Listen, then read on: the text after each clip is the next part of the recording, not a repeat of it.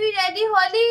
এখনই তো পাত্রপক্ষ চলে আসবে, তোর এখনো হলো না? হ্যাঁ মা, হয়ে গেছে, টিপটা পরি এবারে, হয়ে গেছে, আসছি।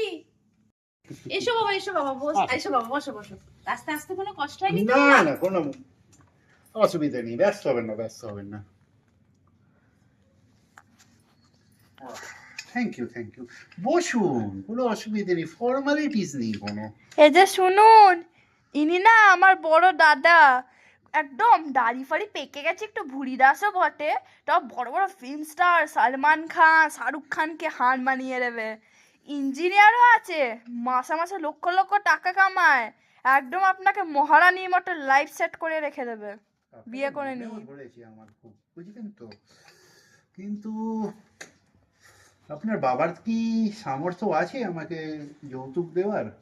মানে একটা দামি গাড়ি কি উনি গিফট করতে পারবেন? আমার বাবা আপনাকে গাড়ি কেন, আমার বাবা আপনাকে প্লেন গিফটও করতে পারতেন। কিন্তু আপনার বাবার কি সামর্থ্য আছে একটা এয়ারপোর্ট বানানোর?